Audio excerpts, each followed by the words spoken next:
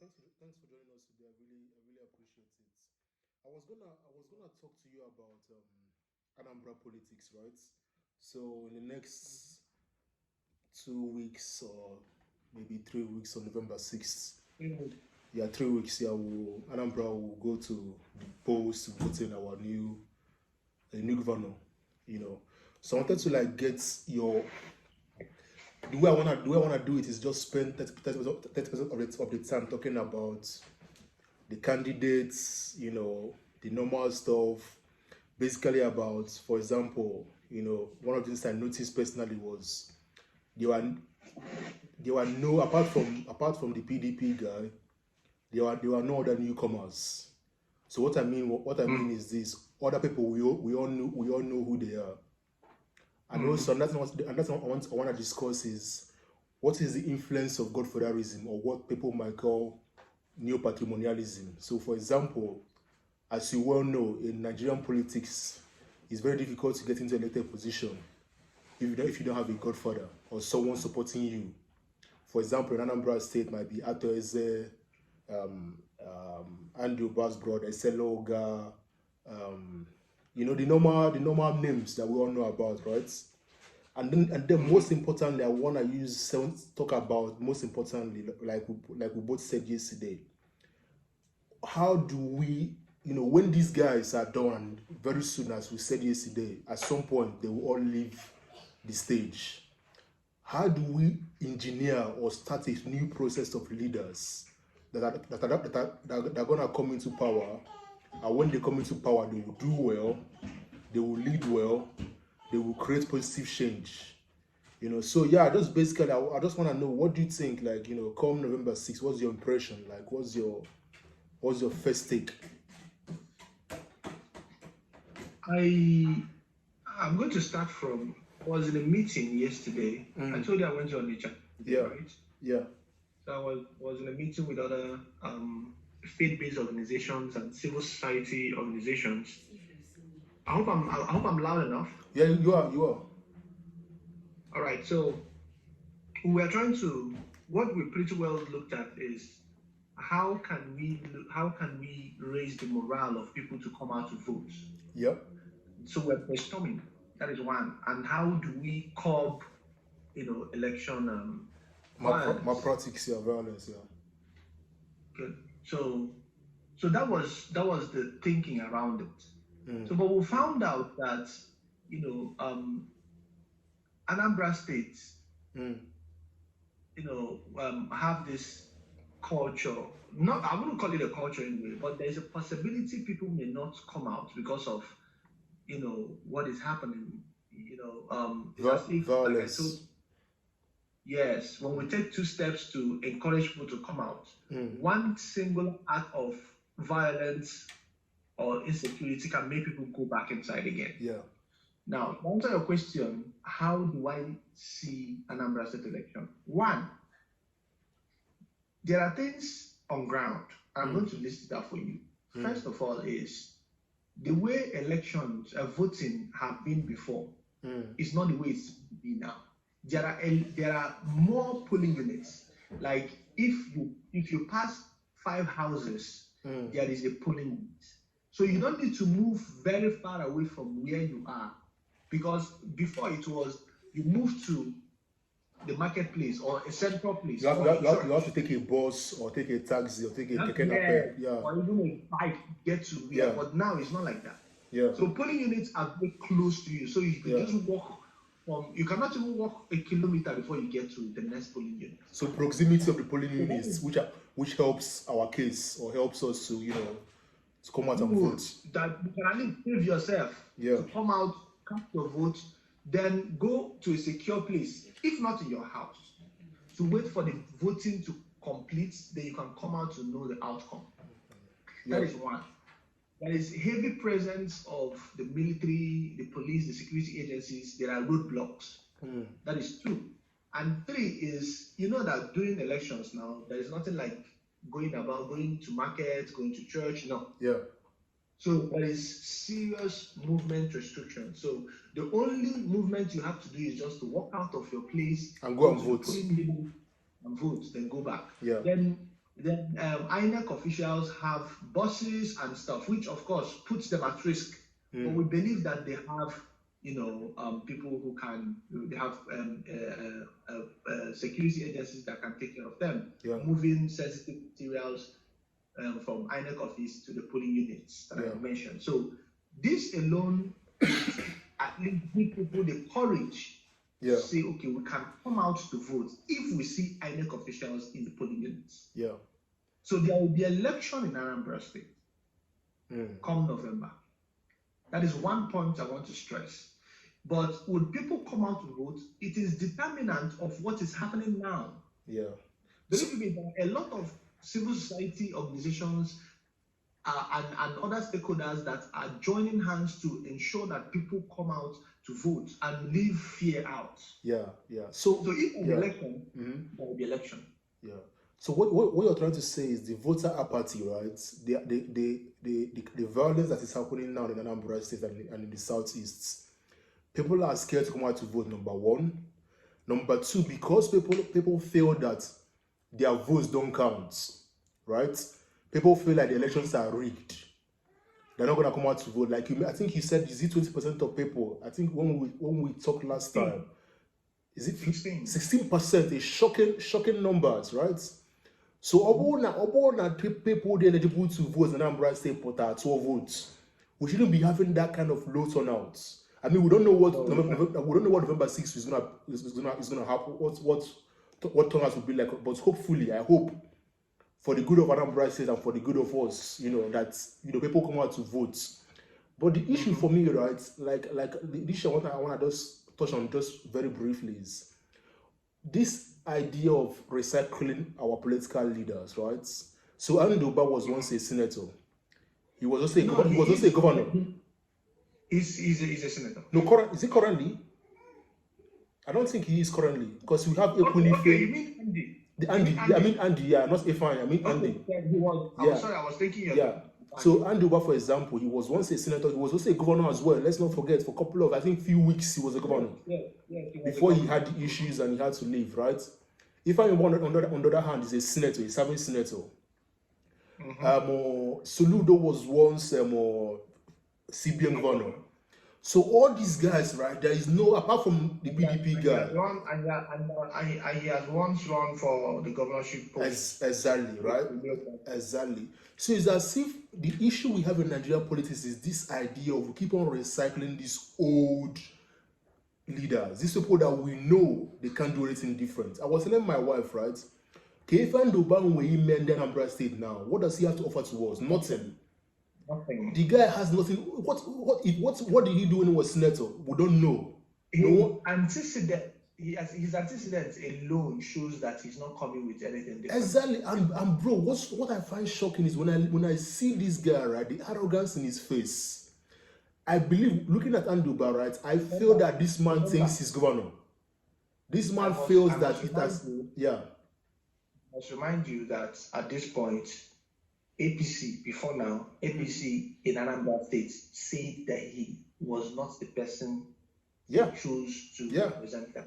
Yeah, they were having issues, intra-political issues, So that you understand that if he's coming in to become a governor, he was not accepted by of course. Political APC party here. And looking at the guy, there is no desire to go and talk to the masses. There is no desire to go and convince people to vote for him. That's why I said the arrogance in his face. The idea that he thinks that because he's Andy Oba from the Oba family, because he's APC, and because one way or the other, they're going to rig the election. And one of my close friends was telling me that they've already printed the results and they've kept it in the freezer waiting. On that day, they're going to call out the results, and he's already going to be the governor. It's going to shock him.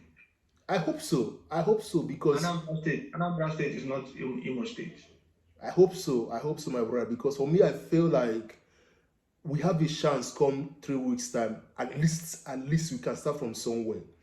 Yes, I might be naive in thinking that things might change, but I'm just hoping and praying that whoever that's gonna come outside this current guy, what's his name? the current governor of Anambra State, Yeah. Obiano, Willie Obiano, yeah. I hope that whoever is not going to come after, whether it's Soludo or whether it's Ozibo or whether it's Ifeanyi, I just hope and pray that things get better. But going to the let's talk about briefly. Let's talk about what there was an issue you raised, which I'd like to delve into briefly. Recycling political party leaders, political party candidates. Yeah.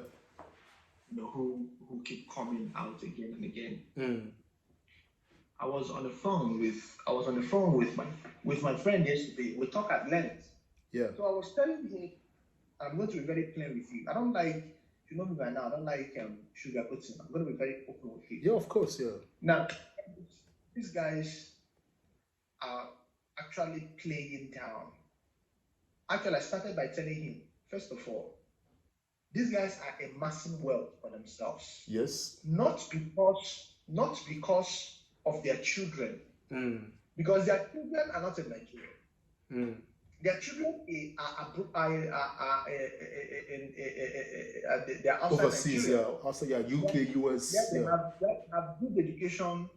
When they come out from universities, they either proceed to higher degree or they must get a job. Yeah, they have a job waiting for them. That is beautiful. Not here, there. Yeah. So they have a good life already. So they don't even, the wealth they are amassing is not for them. Yeah. And you know, there is a system of education. There's a system of education abroad. Yeah. That it's not a thing of like in Nigeria. Okay, even when I don't study, I'll pass. No. No, it doesn't work like that.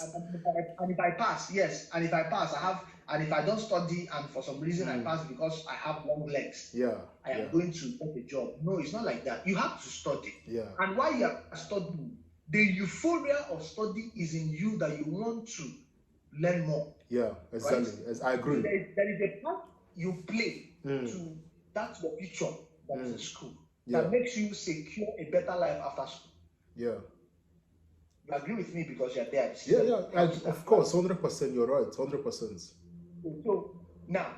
So these people automatically are in a situation where they don't need what Nigeria has to offer. They are in a place where the structure gives them that or ability to thrive in life. Yeah. So, but the wealth they're amassing is they keep impoverishing Nigerians so that they become the only people who have the say. Yeah. So is that the end game then? Because that's what I find trouble in my brother, right? I'm just like you. Is for us to become the only people that is standing. Yeah. Because they have control of the money, they have control of the security. Yeah. And I find it deeply troubling because I'm thinking to myself, right? At some point you're gonna die. No matter how much you've stolen, look at Alison Madueke, right? Former Minister of Petroleum. $1 billion that we know about she stole when she was Minister of Petroleum. Governors of states selling billions of naira, whether it's Fayoshe, whether it's even Obiano, whether it's those before him or those that are going to come after him. Most of Nigerian politicians are all corrupt. At some point or the other, they've stolen our national, our own money, our commonwealth. That's what they stole, right? Yeah. And I'm thinking to myself, right? At some point, these guys know life is limited. At some point, they're gonna leave this earth. What is all this wealth for? They only have at most 20 years to be around. And bro, let's not go from there, right? Let's not go from there. I was listening to Femi Bajamela yesterday or a couple of days ago, right? My wife showed it to me. He was talking of Asiwaju, Tinubu, House of Reps, Speaker. The Speaker House of Reps. Speaker House of Reps, right? He was trying to reassure Tinubu that he was gonna get what he wants, which is the presidency. Because we all know Tinubu wants to be president, right? And I'm thinking to myself that I'm trying to strategize. Like we were talking about a couple of days ago about strategy. When Tinubu dies and goes, right, Tinubu will still be alive through people like Bajamela, through people like Sanwo-Olu, or anything Tinubu wants to do, even though he's long dead and gone, These people that are his cohorts, are his enablers, these people that are his acolytes, his political children, in parentheses, they are going to keep the fire going. They're going to keep doing what Tinubu would have done if he were still alive. And I find that deeply troubling, because when I see these guys, right, I see people that are very, very good at strategy. Yes, it's for evil reasons, for bad reasons. They're not here to develop Nigeria. They're not here to make Nigeria better. All they care about is their own pockets. But they are very, very good at making sure that they will keep on putting their own people. But I mean, at some point, if Tinubu becomes president, he will want from speaker going to become Senate president. Someone who wants to leave from being a governor of Lagos State to becoming a minister. What's his name? The guy that was before Fashola. Fashola, for example, will leave a minister and maybe going to become an ambassador. So the cycle, like we said, right? Even though Tinubu might be long gone, dead and gone, and his generation might be gone, people like Bojamela, who are still quite young, right? Some will look quite young.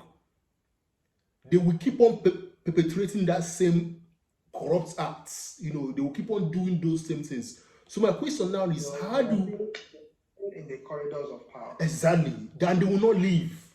By hook or by crook, they will remain in corridors of power. Say, look at 4 years ago, right? When what's his name? Yeah, and don't forget, right? Just to go back to Bojamela, because this is a case in point. I think that was 5 years ago or 6 years ago. He was supposed to be the speaker. Let's not forget. And then this guy, that was when Saraki was in power, when Saraki then came in and messed up everything for them as Senate president. Because remember, they didn't want Saraki to become Senate president, right? Saraki came in and messed everything up. But look at what they did. They were patient. They waited. 4 years after Saraki lost the election, Tinubu got his own person inside in as Senate president. The other guy as well, as speaker, lost his election, but Bojamela came in. So even though sometimes their plan might not go the way they wanted, these guys are very patient. They are so calculated. They are so strategic that they are just waiting. They know that the youths are not ready to rise up. So my question is then, how do people like us, people like you and I, and millions of other people, how do we break in? Because that's the issue now, right? And not just break into politics or into power. How do we sustain power? How do we do good when we get into power? Because what I see is an issue of preparation. And that's what I've been telling myself, right? I'm telling myself this, Noble. At this age of your life, all you're doing is preparing yourself. You're getting yourself ready. You're making contacts. I'm speaking to you, Emeka. I'm speaking to friends. I'm building coalitions. I'm doing things, right? I'm reading books. I'm educating myself. I'm training myself. So that when the time comes, because like we said yesterday, the time will definitely come. If you believe in cycles like you do, at some point, our time will come. But the issue I have is this, right? When our time comes, how do we want to take the opportunity? And then number two, when we take the opportunity, how do we not end up like these guys? Everything, I will answer that question briefly. Everything has to do with structure. Mm. Everything has to do with the structure we have built. Yeah. And the structure we are operating on. Yeah. I'm going to use America as an instance. Yeah. I was telling, I don't know if it's you I was talking to the other day, or was it my friend, the other guy I was talking to yesterday. Yeah. America has a structure. Right? So the structure has to do with checks and balance. Yeah. If I'm doing something right now, if I'm given a responsibility, who checks to be sure that what I'm doing is what I'm supposed to be doing? Exactly. And how independent is that person? Yeah. Who is checking on me? Yeah. Do you know what I'm saying? That is what we lack here in Nigeria. There should be a judiciary system that checks the activities of the legislative body and the executive. You get what I'm saying? And the judiciary system is not independent. A situation where the person who is in charge of the judiciary is appointed by the executive. Bro, look at this guy, Justice Onanaka. I can't pronounce his name well. The guy that was there, and this guy removed him and put in his friend before the election. I'm just giving an example. Like I'm just supporting your point in the sense that I think it was Justice Walter. Buhari removed the guy through the Code of Conduct Bureau, right? Accused him of not declaring his accounts fully. They pushed him aside, and then they appointed the new CJN because they couldn't trust that if they lose the election, they couldn't trust that this guy was gonna give them that. Exactly. That is it. So what I'm saying is there should be a chain of structure that where what I'm doing ends. There should be somebody else that takes it up from there to a particular place where it ends, and there's another person independent on the other chains and the ones to come that will take it up from there and move to the other level. Yeah. That is one. Yeah. Because I think it is going to help. It is going to help me making decisions. That is one. Two, people have to have that. I was telling the guy yesterday too that if we design Nigeria in a situation where as a governor you come into office, nobody is giving you money from anywhere. You have to find a way to generate the resources you have to work. It is not a thing of the money has to come from the president or the money has to know. If you are taking a loan, you know that the loan you are taking must be accounted for and must be used for. Do you get what I'm saying? Yeah, I agree. That is the only way people make rational decisions. Yes. That if I come into power, I am not going to stifle the people I am supposed to lead with taxes. Exactly. But I should look at the possible ways where I can give them a tax that is commensurate with the life they are living, but still give them a very good life, commensurate with the tax they are paying. Do you get what I'm saying? Yeah. That's the only way you can. That's the only way you can strike a balance between somebody who is vision and somebody who has come to loot money. Let me tell you, these guys that we have right now as governors. I will agree with you. Anytime you attack them, these guys are not doing anything. They just get into office, wait for the month to end, loot money, continue to circle again every month. Of course. They do. When I know within myself, sorry to cut you short. When I believe in myself that I have uncles and relatives that is their responsibility to give me money every month, and parents, do you think I'm going to be productive? Yeah, you won't. You won't. No, there's no responsibility. You can't. Yeah, because you're relying on them for support and help. If the money is not coming, I know that I have to work to sustain myself. Then I will be very, very productive.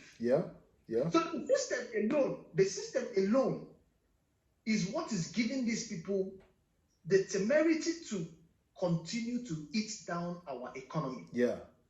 So if we come into government with what you know, you will not allow me. Imagine that both of us are in the government. You are very smart, right? And I'm very smart. I will not allow you to come with your policies that I will know that if I continue with this policy, if you continue with this policy, it is going to undermine my knowledge. And it will be destructive to the people of the states as well. Good. So I will not allow that to happen. Because our own generation is not the generation of their own. Let us eat the money, eat down the economy. No. I believe that our own generation is the generation that wants to be productive. Practical. Let's do something good. Everybody is looking for a way to develop themselves. Exactly. So, Mm-hmm. When I say toporo nkita ogbo, hana oko ndemo. So let us, with what the knowledge you have, you experience the answers now. Yeah. You know how it happened, right? During that answers, there were people who were raising funds. There were people who were keeping accounts of funds. Even providing food as well. People that were cooking food. That's exactly what I want to say. People are pushing funds to hospital. People are pushing funds to making sure that there is food. People are making sure that there is a toll-free line you can call from anywhere, and there is a help coming from either help of food, either help of medicine, either help of justice. bro. And you think people cannot handle government? Bro, that's the thing. Like, we came together during that NSAS, man. We came together like God of mercy. Like I was shocked the way we came together. My brother, the Hausa man, the Yoruba man, the Igbo man, there were no differences. The Catholic man, the our own is you have what you're doing. Yeah. You have what you're doing. You want to be productive. Yeah. You are not doing that because of the money. Yeah, of Whatever course. I'm doing right now, not doing it because of, yes, I need the money to continue, but I'm not doing it solely because of the money. I want to do it because I want to remain productive. Exactly. You want to remain relevant, you want to remain productive. Good. I don't just want to do it because I want to learn and sit down and start enjoying. Okay, what if I eat in the morning, I eat in the afternoon, I eat in the night, then party? What else? Sleep for the rest of the day? No. I don't think there's any young person in Nigeria that wants to live that kind of life. Of course. No matter how long the money is. Of course. They want to still go out. Wizkid, with the whole money he has, with the whole music he has, still wants to be releasing music every year. Yeah, he's doing I think he's doing his tour as well. He's on tour as well. Do you think money is his issue? He's not doing it because of money, brother. He's doing it because he wants to continue remaining relevant. And provide value. Yeah. Good, that's exactly what I'm saying. You want to bring out good stuff. Yeah, provide value. Something you hear like, wow, Wizkid FC. Yeah. You know what I'm saying? Yeah. So we're not like these old people that, okay, when they get it, they keep doing the same thing they're doing the same thing. Where I work, I don't do the same thing. If I come in, I challenge what is there, I tell you, no, you can't do it like this. Exactly. Then I'm not doing it. Exactly. You wanna come in and change the system. Bring it in. I don't think you need to be scared about our sustainability. Sorry, our what we can do differently and how we can sustain whatever it is we are doing, because it is going to happen next time. Exactly. And bro, I'm really encouraging what you said, because for me, I was thinking, right? Because always some people know. Some people will be talking to you and they will be like, oh, the younger ones are no different than the older ones. That when this is going to dead, they want to save money as well. I'm like, no. I was telling my friend this. I was like, bro, I don't believe that. I believe that they are good, viable, honest people of integrity that are youths that when they get into power, they don't want to go in there and loot money.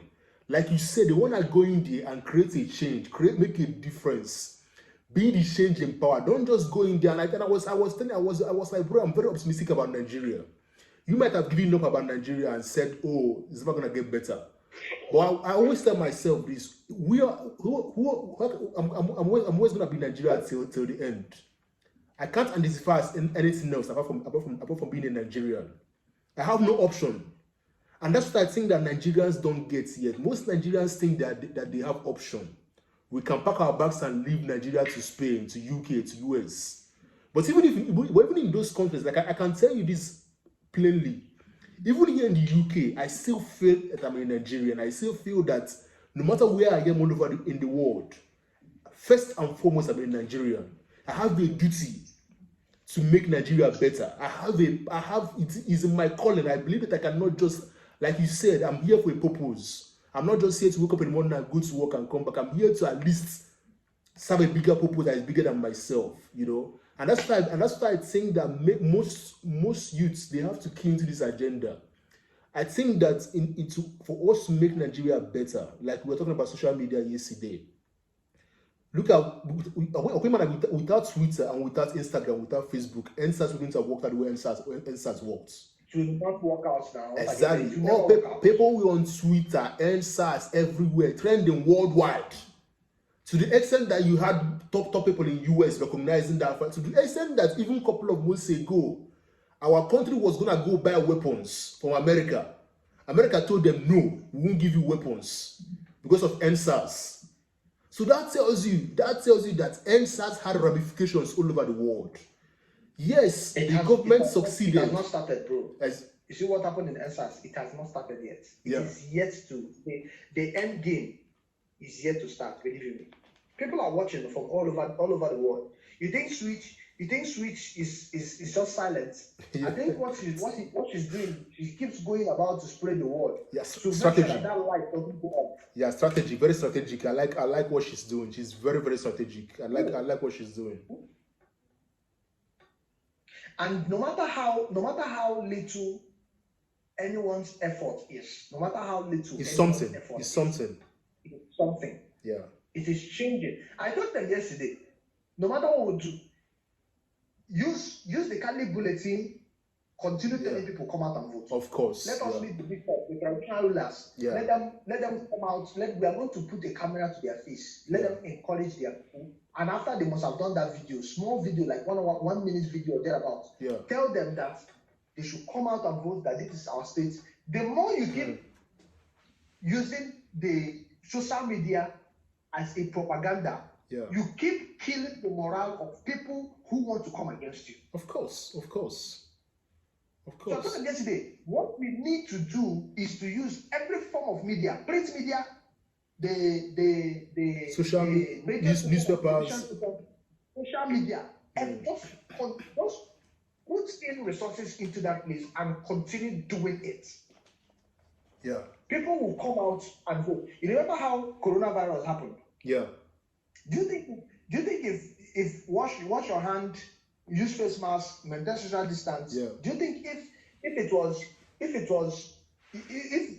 there was no massive media campaign, it wouldn't have. Do you think we would have gotten far with the far we've come? No, because they used every form of communication they had to pass it across the world. Yeah. And that's something I think we're going to do. I agree with you, but I'm just honestly, I've been like, I like what we are doing, because what we are doing is, I see it as part of a strategy as well. Like, it's very important. Of course, it's a very good strategy. Yeah, it's very important for people, because I was thinking about this couple of days. I was like, right, we are so lucky to be alive in this generation and time. Like, imagine living 100 years ago, no Facebook, no Twitter, no Instagram, no nothing, right? But today we have all the instruments of social change in our hands. From your room in a place where no one can find you, you can engineer social change. From somewhere somewhere local in the world, you can send money to someone in Lagos to help an EndSARS victim, right? You don't need to go through intermediaries anymore. You can just, in 1 minute and 1 second, you can get what you want. And that's why I feel like we said, I'm very, very optimistic that in our own generation, things will change. And the reason why I'm optimistic is that I'm meeting people like you, and I know the people you've met as well that are just like you, passionate, people of integrity, people that that if you entrust them into leadership positions, they're gonna do well. They won't falter. They won't fail. I was thinking of again this guy Banky W in Lagos State. I think he ran a couple of years ago for House of Rep. And yes, he came up short by just few votes. He would have won, but he came up a little bit short. But I was really encouraged. I was like, this is what we need. I was telling my wife, right, and this is just to conclude, right, after when EndSARS happened, I was like, I felt that day, I remember that day last year, 28th, and hopefully we can do something on the 28th as well, just to commemorate that day and talk about it in depth. I was like, what I owe these people that died on that day, what personally me and Noble, what I owe them, is that God willing, one day when I get into a position of power, I can't afford to fail. I can't afford to mess up. The people that have died because of bad governance. Let's not forget people that have died due to poor health care. One of my friends now got one of his friends in Nigerian doctors were on strike a couple of months ago. Surprisingly, why Nigerian doctors were on strike? Buhari was in London getting medical treatments. Tinubu was in London getting medical treatments. So that tells you everything you need to know about these guys. Nigerian doctors are on strike in your country, and you enter your private jet and you're going to London for medical checkup. So I was telling her, I was like, what I owe these guys. And then when you come back, you tell us that you are ready to fix Nigeria. Honestly, come on. And you're borrowing more money. You're borrowing money that our generation someone are gonna pay for, right? So I was telling her what I owe them is that when that time comes, because I know by the grace of God it's gonna come, I cannot afford to give excuses. I can't afford to say, oh, because of this, because of that, because of this Godfather, because of this. You can't afford to do that at that point. The blood that these people have shed. I mean, look at this Ngonisha Expressway. People that have died on that road. People that have died because of local one in operation hospital. People that have died because of poor education, because there are no good schools, illiteracy rate is up. People that have lost their lives due to insecurity.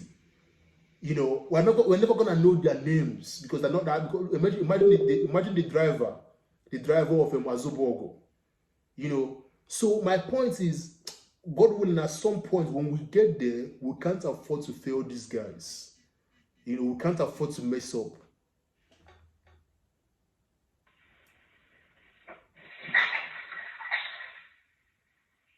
Bro, can you hear me? Yeah, I can hear you, please. Yeah, just in conclusion, I don't know what I said. Do you have anything to add or anything to say? Just as I would have to add, whatever it is anybody is doing to ensure life is better and there is better service delivery, no matter how little it is, keep doing it. There must be a change out of it. NSAS started from just a hashtag. And look at where we are. It is no longer a hashtag. It is reality. It is a reality and it's a source of strength. Exactly. So no matter how little it is going to make a serious change. It may not make a serious change to a larger society, but even though it is making a small change to the next person around you, it's a difference. So that's the only thing I have to say to anybody who is listening. No matter what it is you are doing for Nigeria, no matter how you view Nigeria to be, keep doing it. Hence, it is right and it's just. And it keeps life, it secures life and property, then it is welcome. No, I agree with you, bro. Thank you so much. I really appreciate it. Hopefully, I'll let you know when next we can. I hope we can keep this going. Honestly, Sure. I'm not going to leave this just for you. When I come up with issues that I think we can talk about, or issues that is worth discussing, hence it is around politics and good governance, then I'll bring up the idea for you so that we can talk about it. Yeah, honestly, but I really appreciate it. And then we'll talk offline as well about some things you're working on, because you're working on some things that I think that we can, that is going to help us push. I'm happy we are going in the right direction. We are coalescing. We are building a coalition, and I'm happy of you're doing your own thing on your own. You're going for your training. You're developing yourself. Which I think is important. Self-development is very, very important in this struggle. Of course, because if you don't have that resources in you, when it's time for you to deliver, you don't have anything to give because you cannot give what you get. Exactly. No, bro, thank you so much. I really appreciate it. Thank you for today. I'm so grateful. That's the family, please. No, thank you. Mine to yours. Thank you. Hi, man. Thank you. Peace. Guys, thank you for joining us today. Please don't forget to subscribe, to like. Thank you. What do you think?